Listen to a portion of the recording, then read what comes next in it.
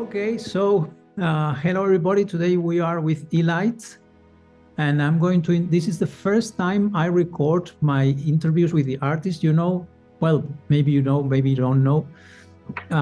What I do when I take a photo of an artist is I try to capture their deepest thoughts and philosophies. I try to go beyond the physical appearance or the mood, and I try to capture their philosophies, their ideas, their beliefs. So I always talk to the artists. And in this case, we decided to record this interview. This is the interview I'm going to use to develop the concept of Elite's photo.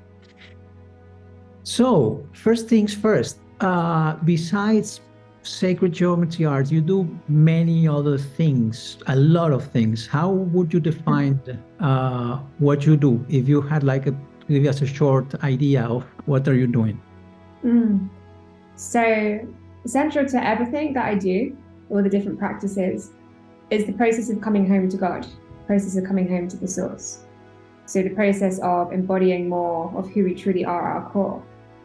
And so sacred geometry, light language, yoga, breathwork, working with the chakras, these are all tools to ultimately assist us in our alignment process with the divine. So that is really what I'm here to facilitate activating. It's the core essence, the soul essence. Wow, that sounds like really something. Yeah, it's incredibly powerful work. And, it's what life is all about, really. As I've gone deeper into this process, it's actually very simple. Spiritual awakening is very simple. Ascension is very simple because it's a matter of coming home to who we truly are. It's very familiar. You can get a lot of nostalgia as you come home to yourself. Yeah, I think that sometimes we develop this character when we're in this world, and we become so focused in the character that we end up believing we are this guy. I'm this artist, this photographer, this man or woman or architect or whatever, and then we slowly move away and away and away from our original consciousness until we're so trapped inside the character that we have totally forgotten. Then we have to deconstruct the character and go back to find our true selves again. Yeah, so true. And often what causes us to stray from our soul essence is the trauma. We all go through trauma in life, and this causes us to forget about our core essence. And so what I help people do is I help them go to the depths of their trauma, clear it away, and in essence, realign with the highest possible timeline. Because the timeline of the divine was always here, always accessible. And it is the timeline that the divine, God, always had planned for us. The timeline of love, the timeline of joy. And so when a trauma happens, in essence, it's like we lose touch with that core essence. And from there, coping mechanisms can evolve. So it's a matter of really just clearing that away, going to the root of that, and then reattuning to the highest timeline. It's quantum healing, in essence, process of realignment with the source. Okay. Now, your story, because I heard it once and I found it really interesting, how you end up developing all this knowledge. You started a long time ago, you were into sports, right? But you had some kind of injury or something like that changed the way in which your life was moving. Tell us about that story. Mm-hmm. So I was a competitive 800-meter athlete when I was a teenager. Actually, before I was a teenager, I was doing cross country. It was like my gift, a big gift in my early life that I believe actually got me through school because it was quite traumatic at times.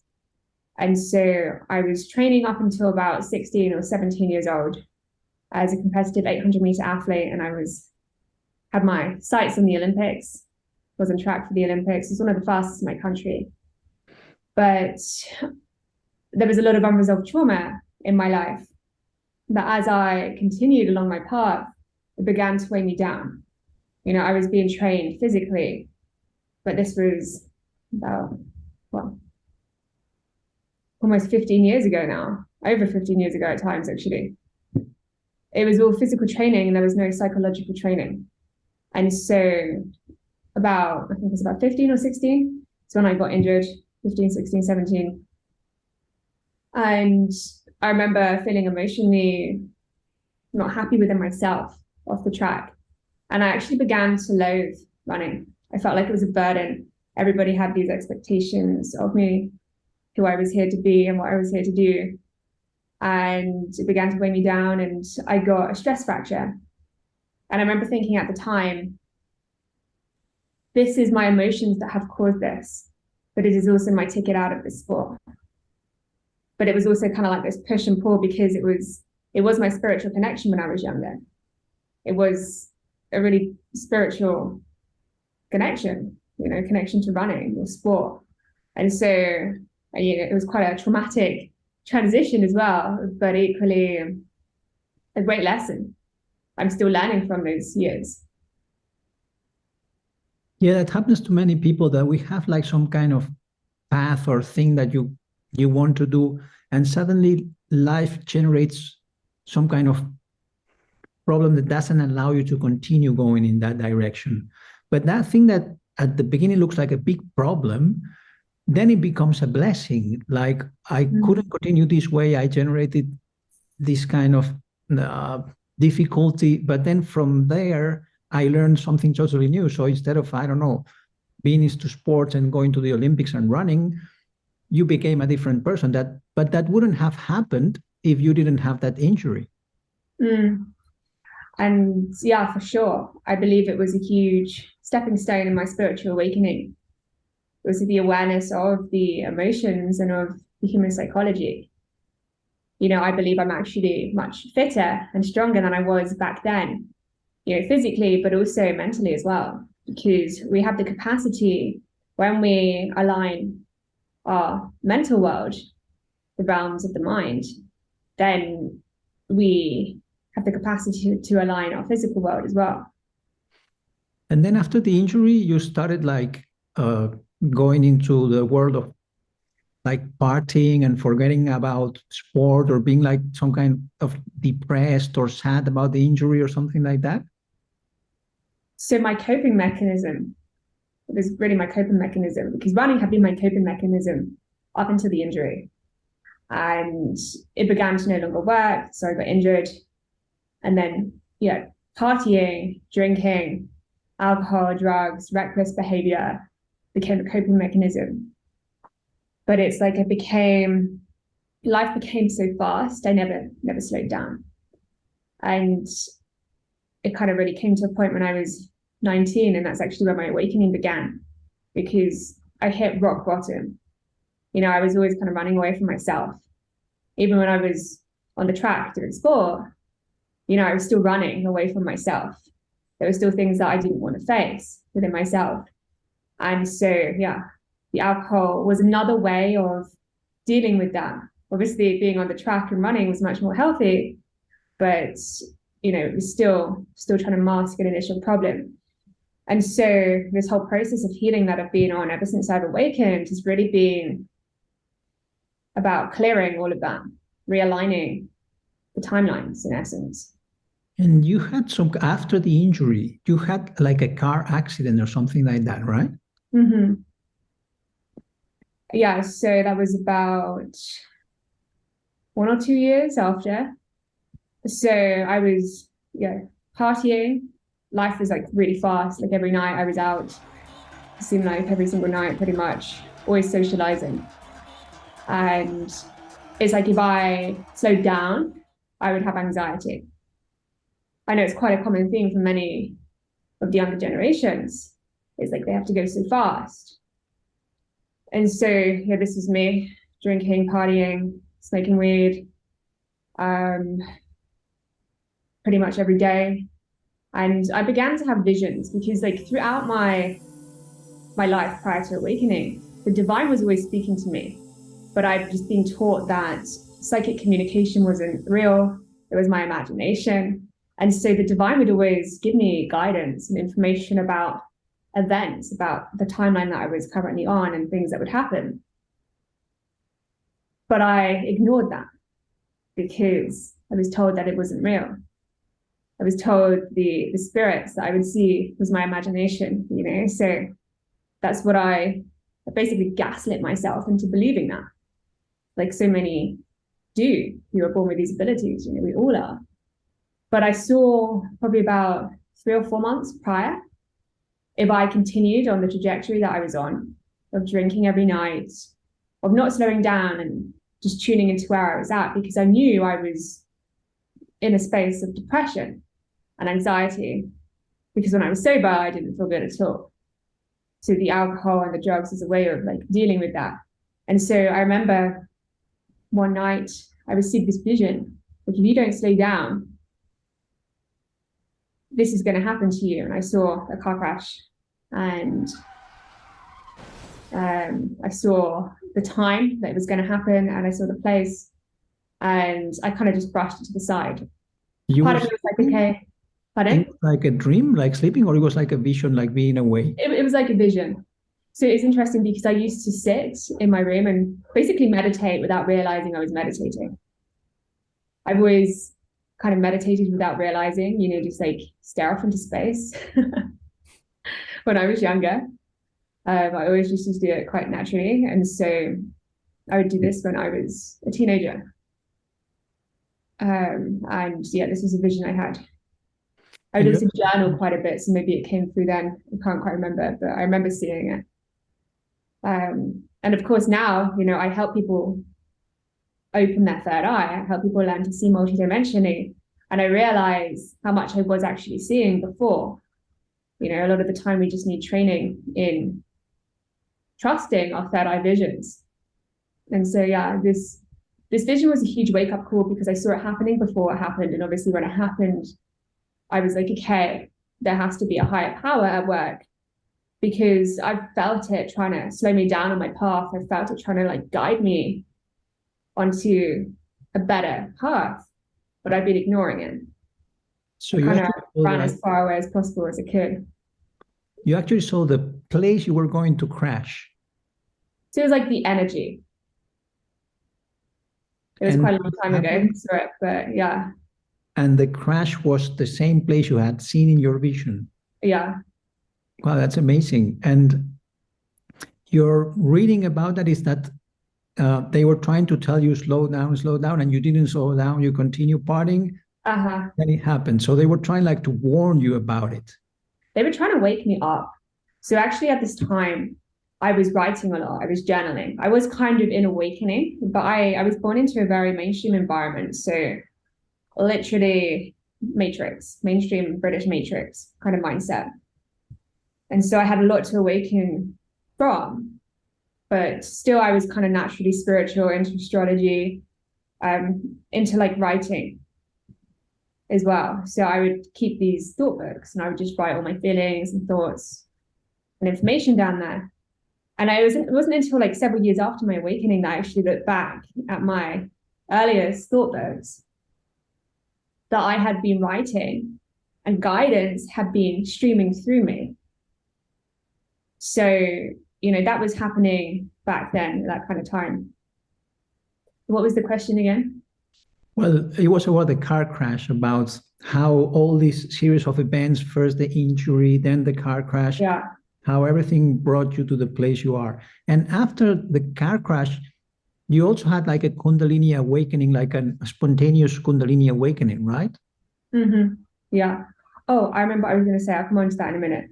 It was, I remember writing in my thought book, you got to slow down and take time to heal. But I didn't. And so, you know, I know a lot of people as well, when they're awakening from the matrix, they feel the calling, but they hold themselves back. They're scared to go through that. Yeah. But ultimately, we will awaken. Yeah, I think that many people actually live their lives as you were, like running away from everything, drinking and smoking. Many people live their whole life like that. They never stop. They never slow down. So this is like the kind of pace that we live, where when we're inside the system, inside the matrix, is like that. Is you never slow down. You continue without listening to your inner side. Mm-hmm. So it's interesting that at some point there are some events that try to warn you to stop. And in your case, you listen to them. But many people just don't listen. They continue living like that for the whole life. Yeah, it's because a lot of people are living in fight or flight because they've got unresolved trauma. And so the drinking, the socializing, the not slowing down, it's like a coping mechanism. Because when they slow down, all this anxiety comes to surface. But if we take the time to listen to what is wanting to be revealed to us, particularly when we're doing it with the love and light of God, in particular Christ, God in Christ, we really facilitate the purification very quickly. And the anxiety and the depression lifts. You know, the reason why so many people are struggling is because they've lost contact with God. You know, the anxiety, the depression that leads to addiction, you know, that's ultimately a reflection of being out of alignment with God. So if we come back into alignment with God, we're able to clear that away. We're able to liberate ourselves from that.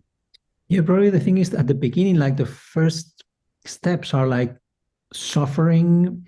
So as you don't want to see that suffering, you don't want to go into the trauma because you have to go deep into the trauma to like clear it. You have to accept it like, okay, I'm wounded, bad things happen to me. And then through that acceptance, you clear it.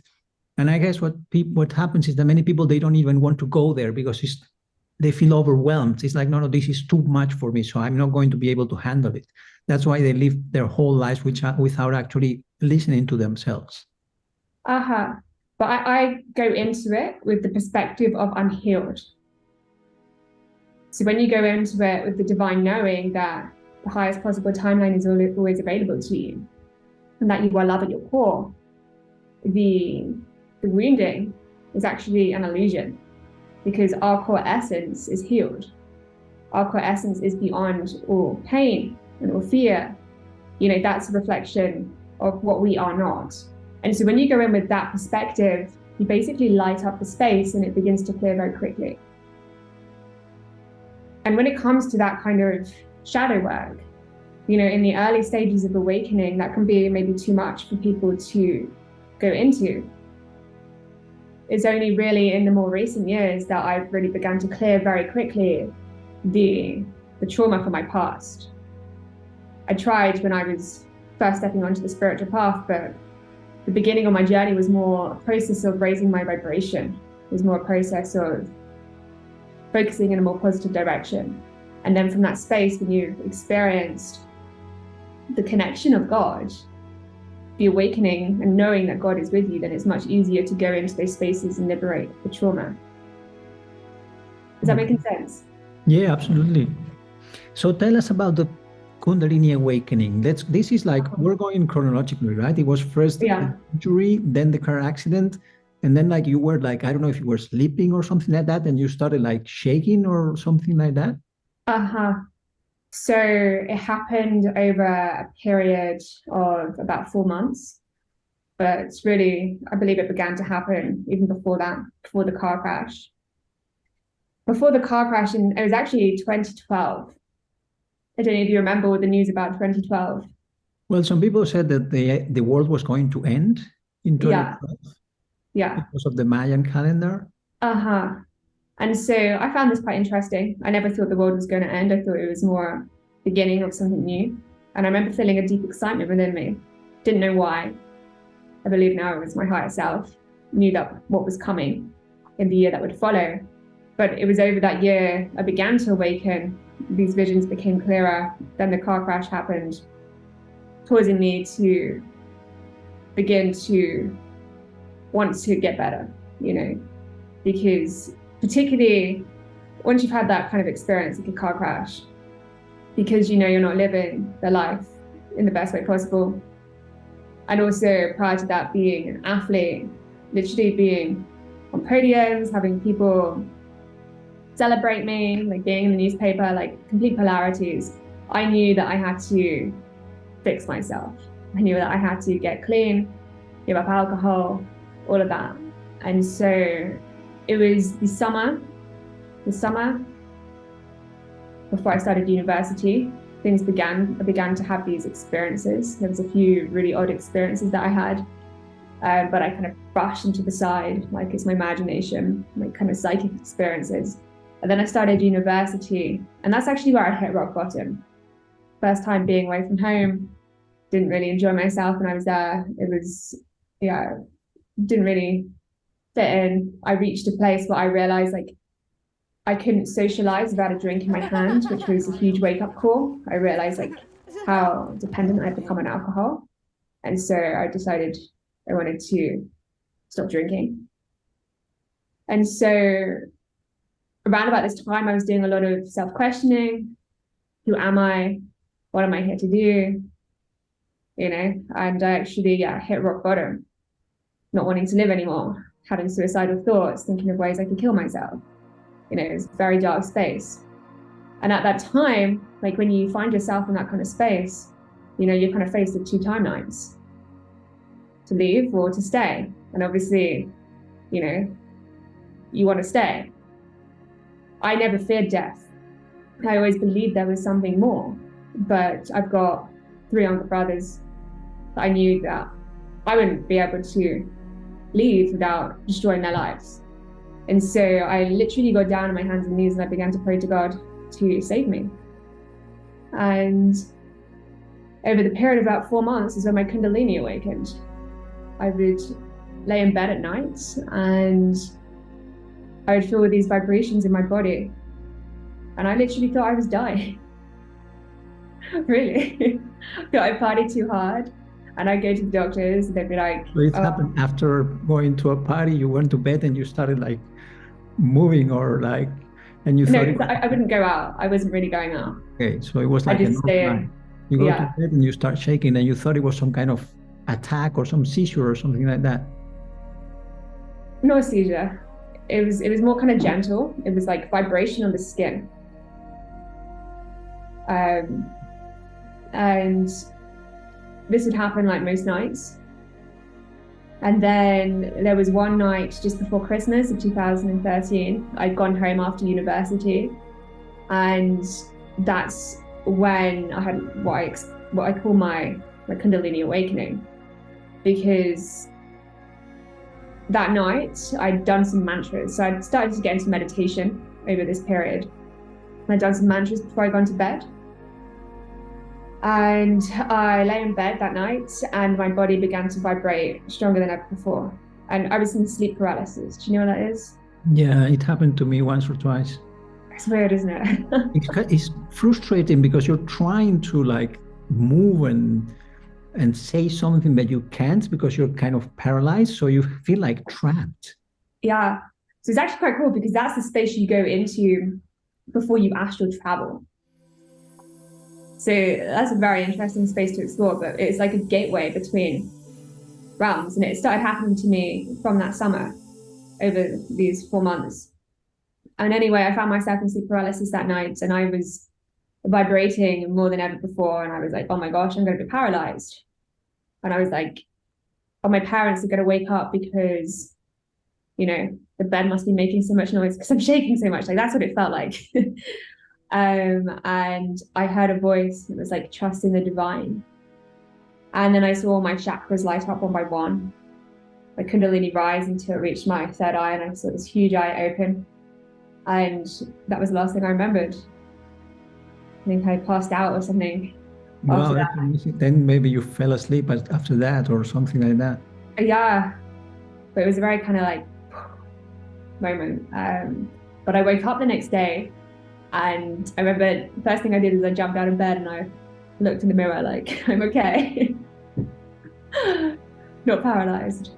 Yeah, many people have like these processes to awaken their Kundalini. They go to like CAP sessions and things like that. So in your case, it just happened maybe as a result of you praying and asking for some change in your life that happens spontaneously.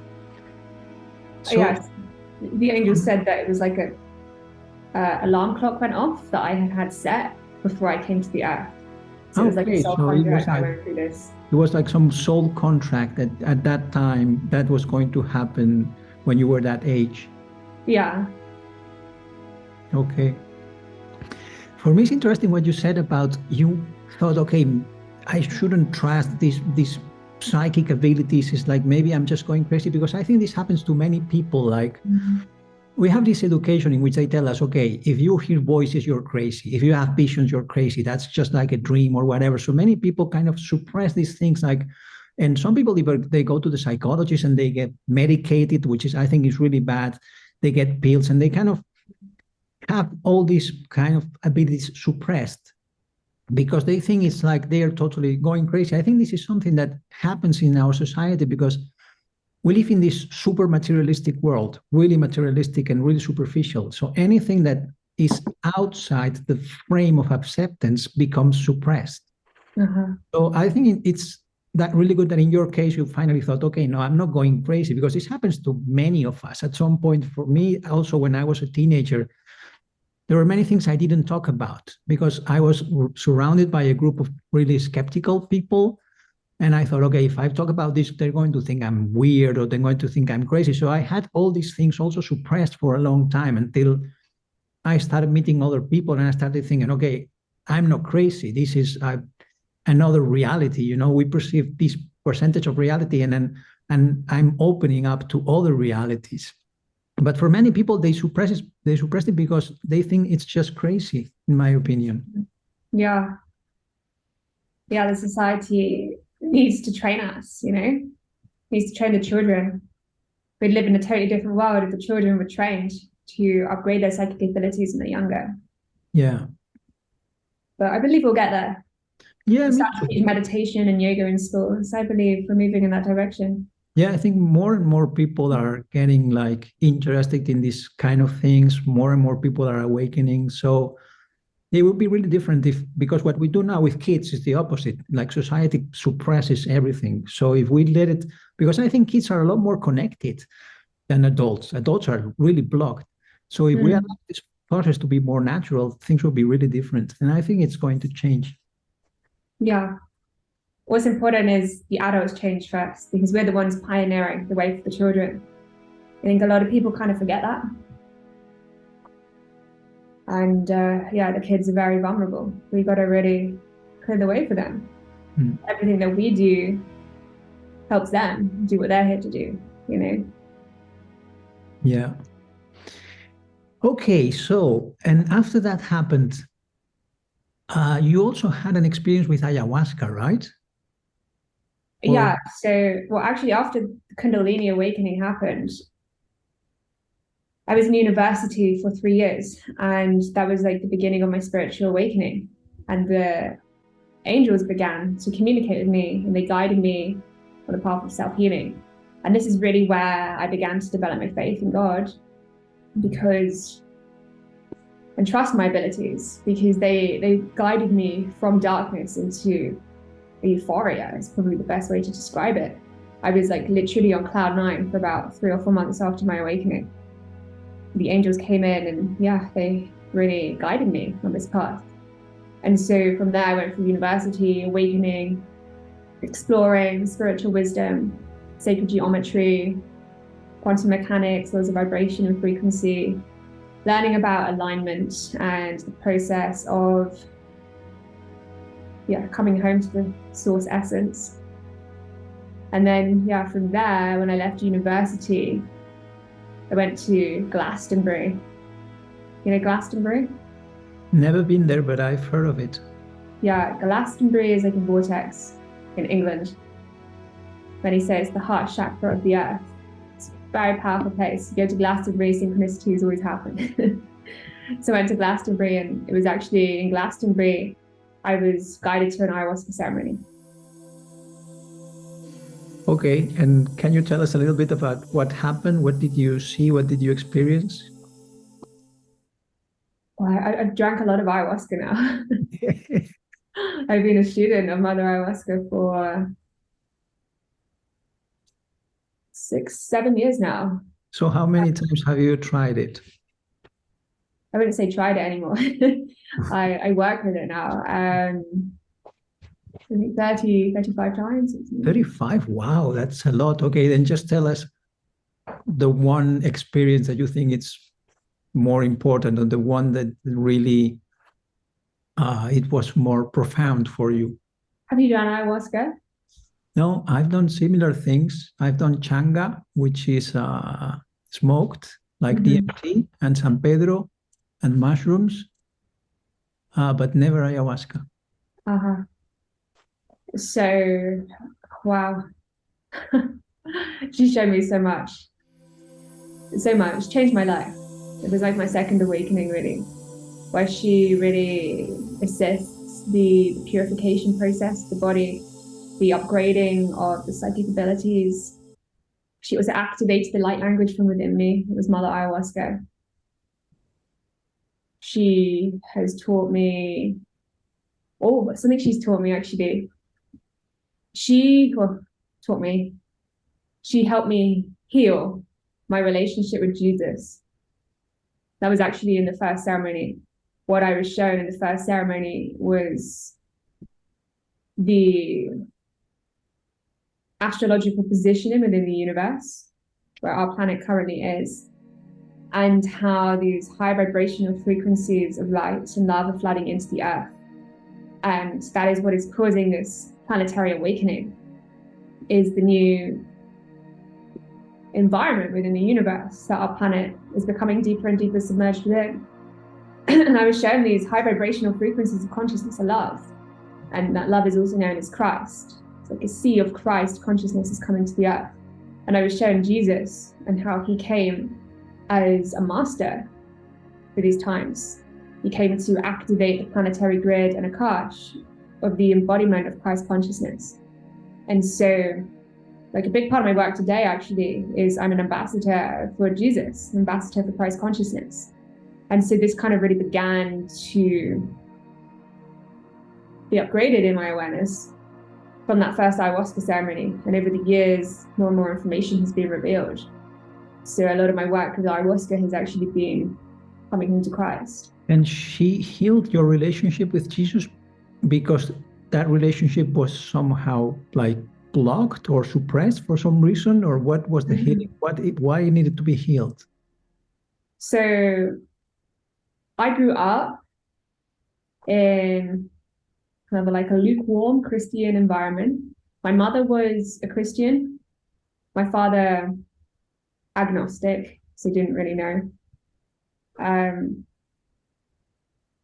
I went to Christian school, and I went to church as well. But in Christian school, I didn't have a good time. There was a lot of, you know what mainstream Christianity is like. It's probably not the same actually here in Spain, but in England, it's not very empowering.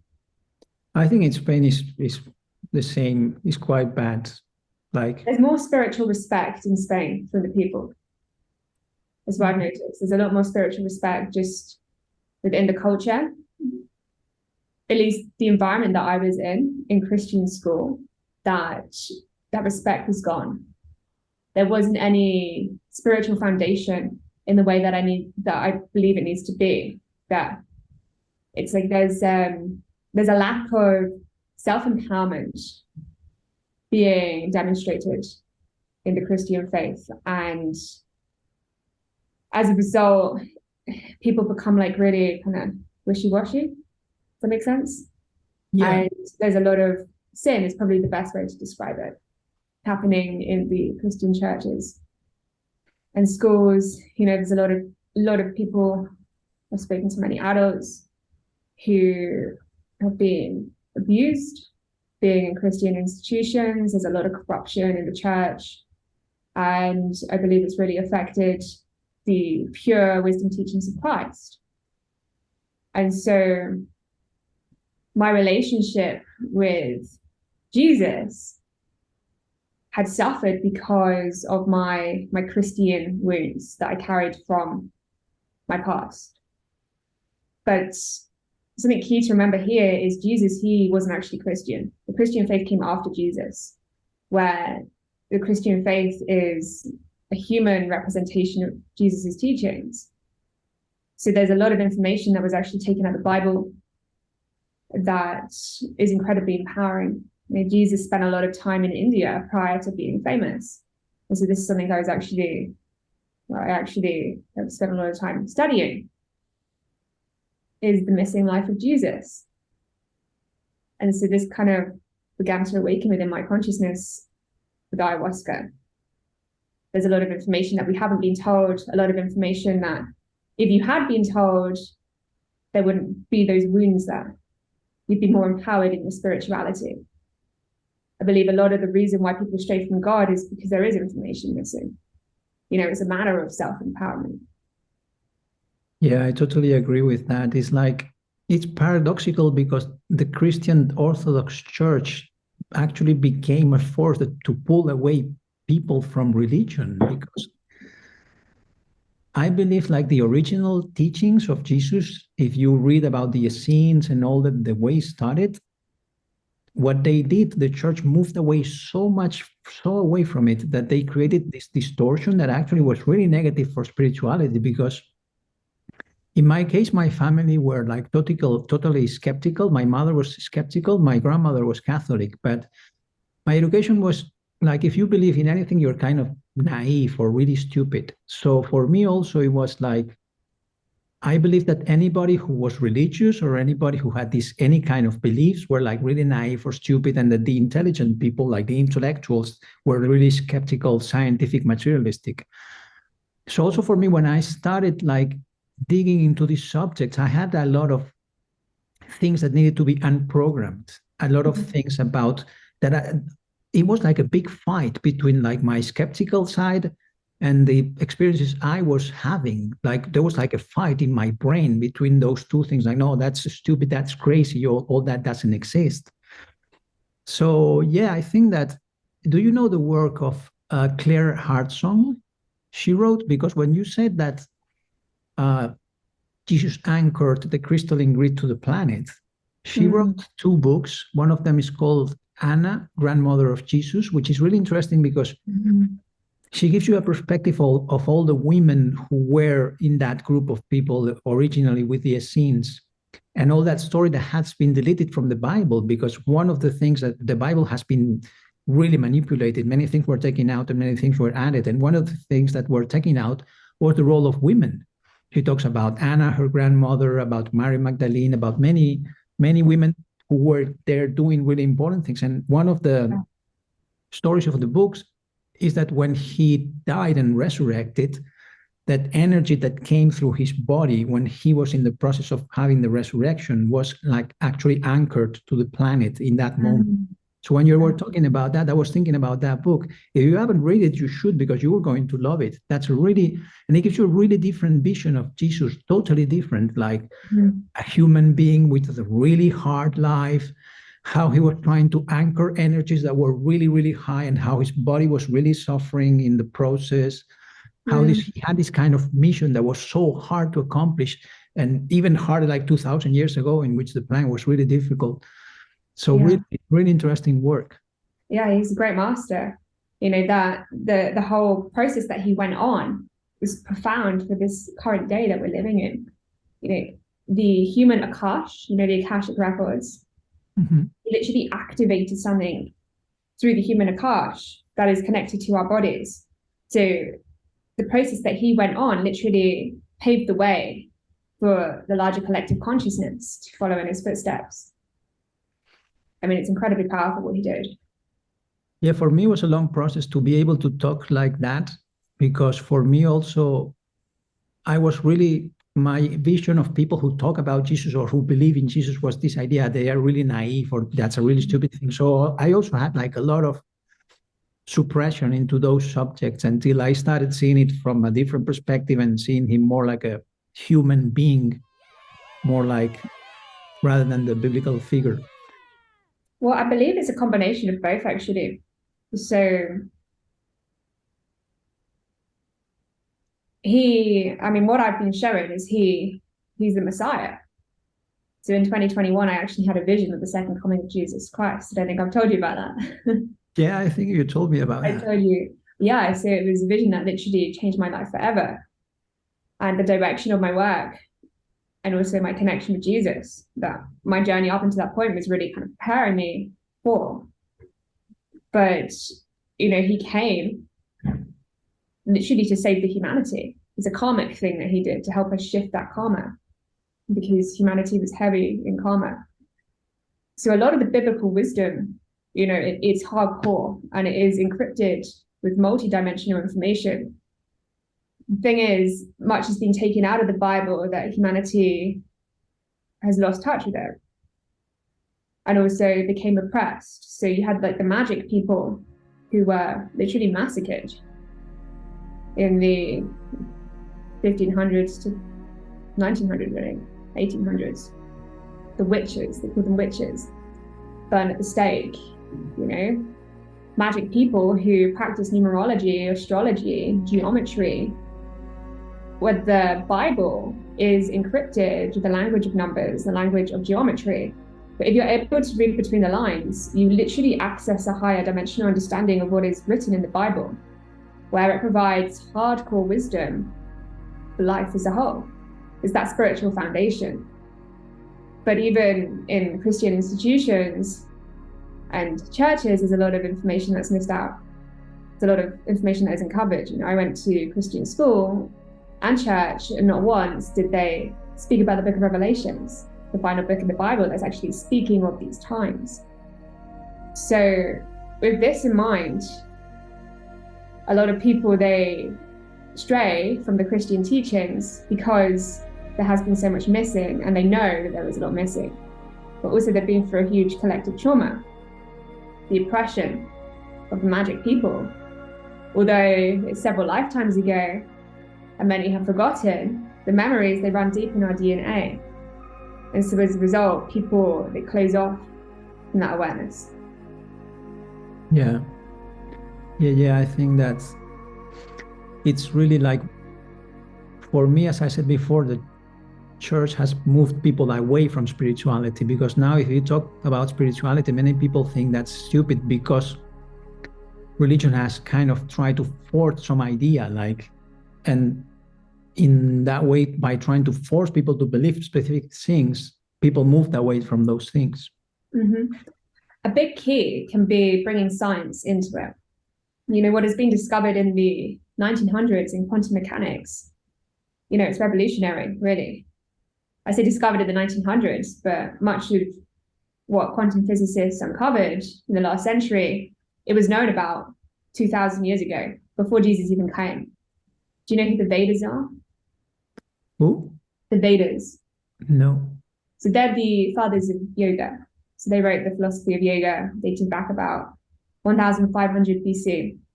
And they wrote about the philosophy of the atom. But many believe that the atom was discovered in the 1800s. It was actually discovered way back by the Vedas. And so Jesus, he spent a lot of time studying in India, so he would have learned the Vedic wisdom, including the wisdom of the atom, which if we are able to understand quantum mechanics, we can begin to cognize how quite literally he was able to turn water into wine. Like much of his abilities, they can be understood from a higher dimensional consciousness. And so scientists literally over the past 100 years have begun to uncover a lot of this information, the power of our consciousness and our capacity to alter physicality. Yeah, it's true that when you bring science into the mix, like when you combine it, it becomes easier, especially for people who have like a really logical brain. Like for me, I always try to understand things like, no, this has to have a logical explanation. And I remember once you told me, study sacred geometry, that's really going to help. And for me, like going into the sacred geometry, seeing the basic mathematics, which are the base of everything, seeing the Fibonacci spiral, the flower life, how everything evolves from these core figures of geometry, how everything is based into a really simple set of mathematical equations and geometry, really helps like your logical brain start understanding that it's true that there's like an underlying force behind everything. You approach it in this kind of more logical way. For me, it was a lot easier because I come from this skeptical education. So that really helped me a lot. Okay. Do you know Bijank mathematics as well? No. I'm sure you'll like this. This is like actually ancient Vedic mathematics.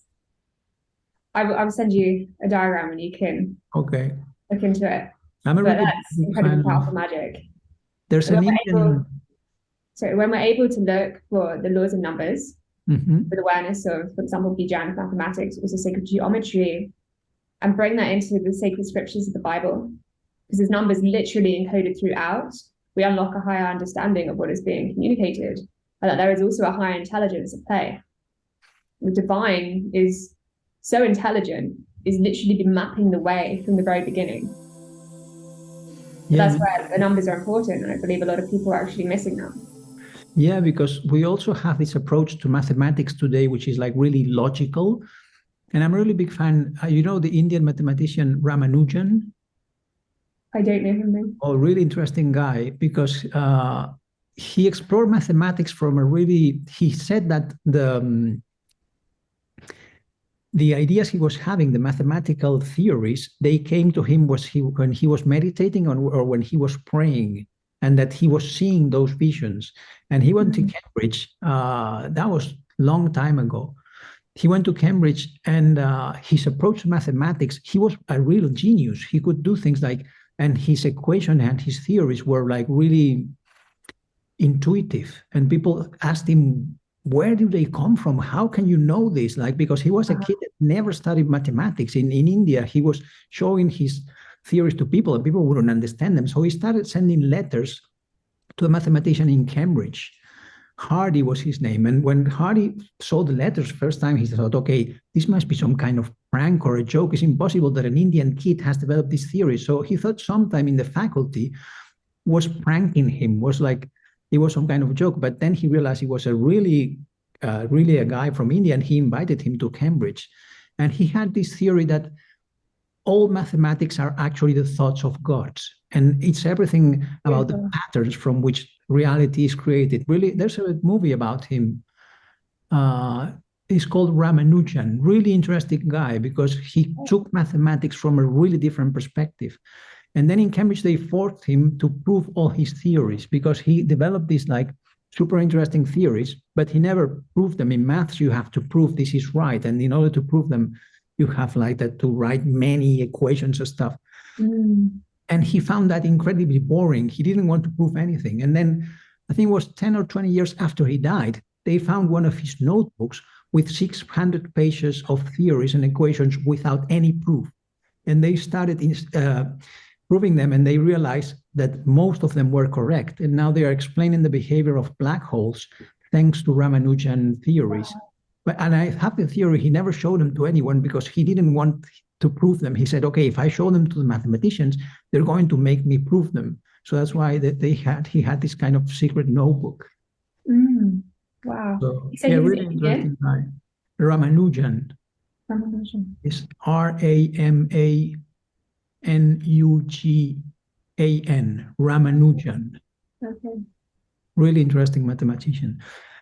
Okay, so this is, let's start with the last question because otherwise it's going to be a really long interview, and then I have to like develop the whole, all that we talked has to go into the concept of your portrait.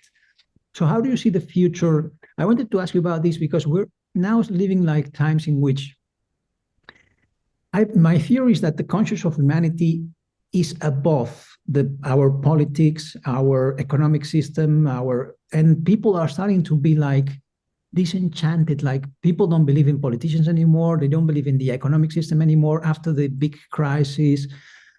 And if you look at this kind of how the capitalist system is going, it looks kind of depressing, like something that is ending.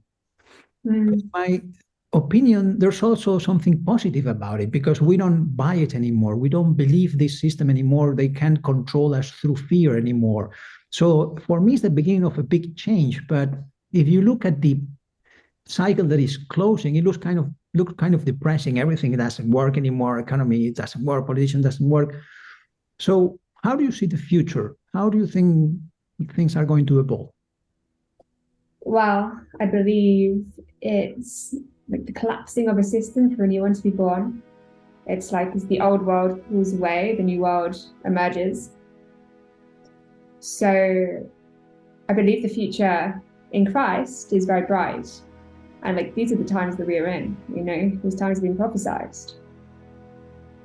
If people want guidance, the Bible is a very good place to start. there is hardcore spiritual wisdom, foundation, and guidance that can assist humanity through these times. So, I believe, the new earth is coming. So your vision is positive. You think that after this chaos and this madness, like there's going to be a new way of living for sure. reality. Yeah, and it's already happening. It's already accessible now, because we're basically at the ending of time. Like literally, the dimension of time as we know it is changing forever. We as humanity are moving into 5D, where, you look at what quantum physicists have uncovered. They've literally brought us to the cusp of time, and opened the door to the multiverse. Like, these are the times that we are in. You've got the scientific side to it, but then also the spiritual side to it. Everybody's awakening now. I believe that's what the Book of Revelations is depicting, is the ending of the dimension of time and awakening to the multiverse, awakening to 5D. And so, it's a huge process that's before us. But ultimately, we are moving beyond the dimensions of time and space. We're awakening to the dimensions beyond time and space, so 5D. And so it is a process of integration, but with this also, awakening to the fact that the new earth is already here. Divine times are already here. It's just a matter of, are we allowing ourselves to tune into that? And this is where the timeline of Christ is so powerful, because it is that pure divine timeline, where as we look to align in Christ consciousness, we begin to create heaven and earth. So actually, it's not that we're going to create this new deep dimension, we're going to connect to it, but it already exists. It's already there. It's like waiting for us. Yeah, exactly. And we're here as the ground crew to ground in. Like, we've also got to do the work, rather than waiting to be saved, we've got to pick up the bricks and create the new earth. So maybe that's when the Mayans said that the world was going to end in 2012. Actually, what they meant was not the end of the world, was the end of time as we perceive it. It's an ending of an age.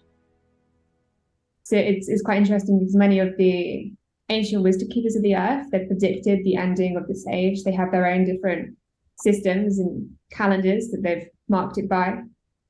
But you've also got the great year cycle entering into the age of Aquarius that aligns with the Mayan calendar.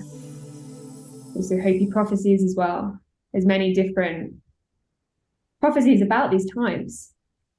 But yeah, it's the beginning of a new age. Yeah, the interesting thing is also the prophecies come from different sources, but they all say the same thing, which is something I find really interesting. When I find the same idea or the same concept in different cultures, and they kind of align, I think, okay, there must be some truth. Like, many cultures considered our planet was a goddess and it was a living organism, and we were microorganisms living in it. Like, the Greeks called it Gaia, the Native Americans called it Pachamama. And I think, okay, if these guys who never had contact between them, they all thought the same thing, there must be some truth there. There might be some truth in there. For sure, yeah. And also, I think with this as well, the beings from other planets, they were around in ancient times as well. Also gives reason as to how all these ancient cultures had the same kind of information, in different ways.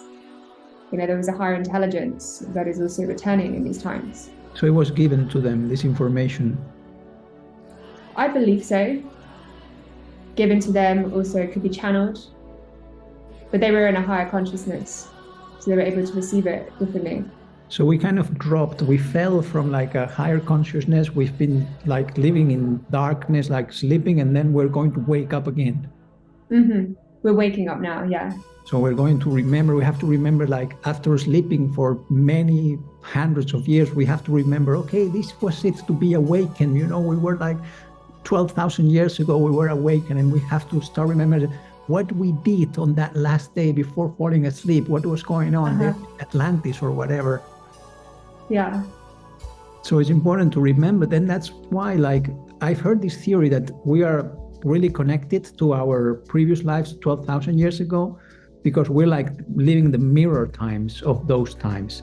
So that's why many people from Atlantis are also incarnated now to kind of close the cycle. That's why we're starting to remember all those things that happened, because we're also living like the end of a civilization. And in this time, we're going to try to do it better. But there's like a connection there. Yeah. Yeah, old souls have returned to facilitate the ascension. So there are many volunteers here now trying to facilitate this process. Yeah, exactly. Quite amazing, really. And the kids that are now entering the earth as well, they're at a much higher consciousness than ever before. And that's why it's so important that we do the work, because we're paving the way for them. Okay, so really positive for the end of the interview. I think we should leave it here because we have talked about many things. Thank you so much, E, for this positive energy, because we live in this world which I think more and more people have to connect to the positive side of things. Because if you just watch television and you get stuck up in the matrix, you don't really see that outside everything is a lot more beautiful than the reality they feed you through television. Yeah.